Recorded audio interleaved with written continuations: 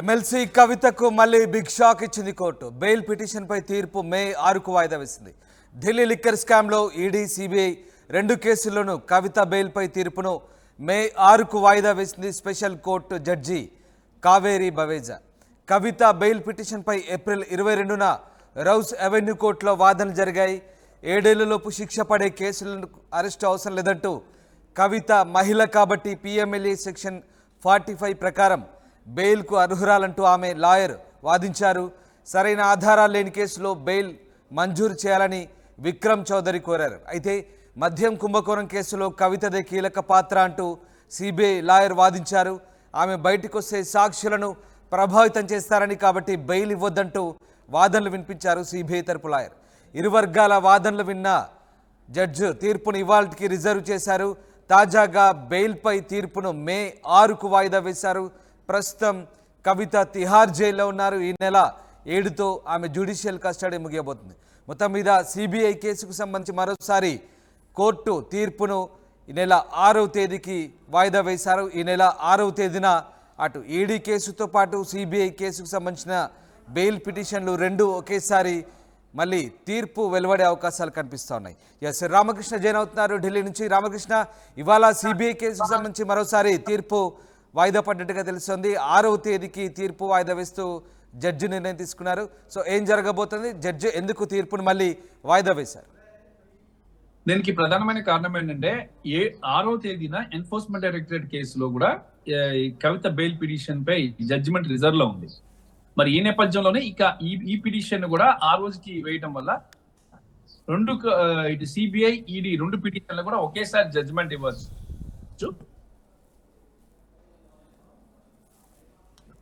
ఏదేమైనా సరే ఈ కేసులో కవితకు పెద్ద షాకే తగిలిందని చెప్పొచ్చు మనం. ఎందుకంటే ముందుగా ఊహించినట్టుగానే జరిగింది. ఒకేసారి ఒక రెండింటిని కూడా ఒకేసారి విచారించే అవకాశం ఉంది అని చెప్పేసి మరి తీర్పులకు సంబంధించి ఇప్పటిదాకా వాదనలు అయితే పక్షాల వాదనలు విన్నారు. ఇటు సిబిఐ కేసులో కానీ, ఈడీ కేసులో కానీ కేవలం ఇంకా ఎలాంటి ఆర్గ్యుమెంట్స్ అయితే జరిగే అవకాశం లేదు. ఓన్లీ ఫర్ జడ్జిమెంట్ మాత్రమే ఇచ్చే అవకాశం ఉంది.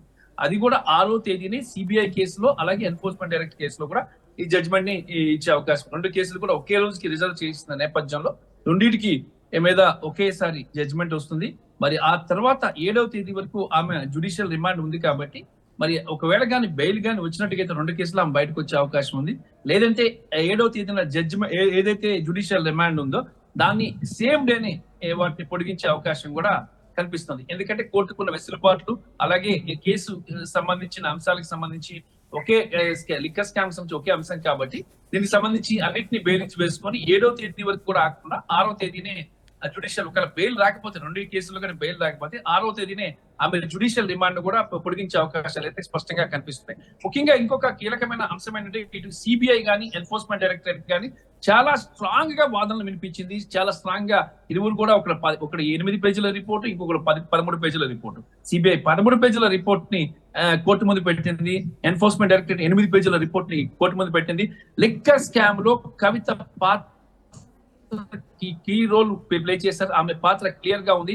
ఆమె మద్యం వ్యాపారంలో కూడా అరవింద్ కేజ్రీవాల్ కి పరిచయం చేసింది కవిత అంటూ కూడా సిబిఐ తన వాదనలో పేర్కొంది. అలాగే ఎన్ఫోర్స్మెంట్ డైరెక్టరేట్ కూడా అనేక అంశాలను ముందుకు తీసుకొచ్చింది.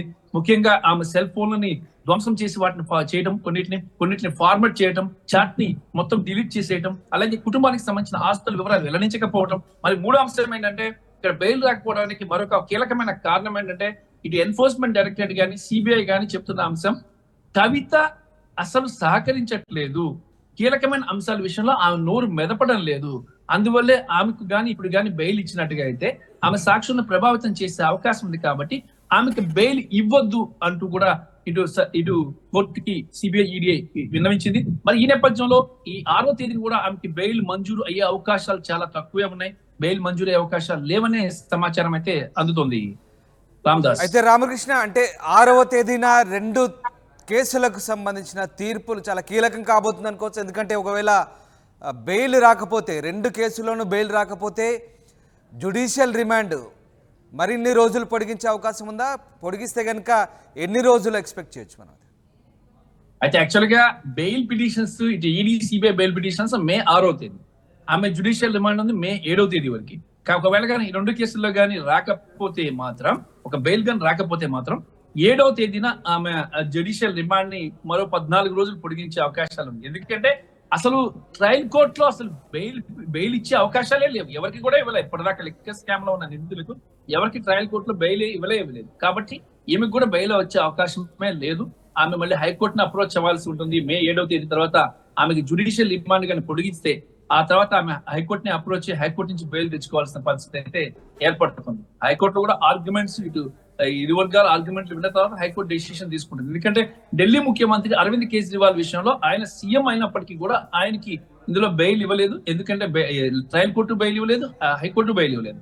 ఆయన సుప్రీంకోర్టులో వాదనలు వినిపించుకుంటారు. సుప్రీంకోర్టు కూడా బెయిల్ ఇస్తుందా ఇవ్వదా అనేది కూడా చూడాలి. మరి అయితే ఇక్కడ ముఖ్యమంత్రి స్థాయి వ్యక్తికే ఈ విషయంలో బెయిల్ ఇవ్వలేదు అంటే ఇక కవితకు బెయిల్ ఇచ్చే అవకాశం కూడా కష్టం అనిపిస్తుంది. దానికి ప్రధానమైన 2 రీజన్స్ ఏంటంటే, కింగ్ పిన్ గా ఉన్నారు కవిత ఈ కేసులో. రెండోది ఆమె లిక్కర్ లాబీలో మద్యం వ్యాపారులని అరవింద్ కేజ్రీవాల్ కి పరిచయం చేసింది ఆమె. ఇది చాలా కీ రోల్ ప్లే చేశారు కాబట్టి ఆమెకు బెయిల్ సాక్షుల్ని ప్రభావితం చేసే అవకాశం బయటికి వస్తే ఇప్పటికే అప్రూవర్ గా మారినటువంటి కొంతమందిపై కూడా ఆమె బయట నుంచి ప్రెజర్ తీసుకొస్తున్నట్టు కూడా సమాచారం ఉందని చెప్పేసి క్లియర్ కట్ ఇన్ఫర్మేషన్ కోర్టుకి సమర్పించింది ఇటు సిబిఐ ఎన్ఫోర్స్మెంట్ డైరెక్టరేట్. వీటన్నిటిని రీజన్స్ కానీ మనం చూసుకున్నట్టుగా అయితే మాత్రం కవితకు బెయిల్ వచ్చే అవకాశం అయితే లేదు. మరో 2 నెలల పాటు ఆమె ఎలక్షన్స్ అయ్యేదాకా కూడా ఆమె లోపలే ఉండాల్సి వస్తుంది. ఎలక్షన్స్ తర్వాత ఆమె బయటకు వచ్చే అవకాశం అయితే ఉందని సమాచారం. Right, thank you very much Ramakrishna, thanks for the update. ఇది మళ్ళీ కవితకు నిరాశ మిగిలింది. సిబిఐ కేసులో బెయిల్ పిటిషన్పై తీర్పును మే 6కు వాయిదా వేస్తూ కోర్టు నిర్ణయం తీసుకుంది. ఢిల్లీ లిక్కర్ స్కామ్లో ఈడీ, సిబిఐ 2 కేసుల్లోనూ కవిత బెయిల్పై తీర్పును మే 6కు వాయిదా వేశారు.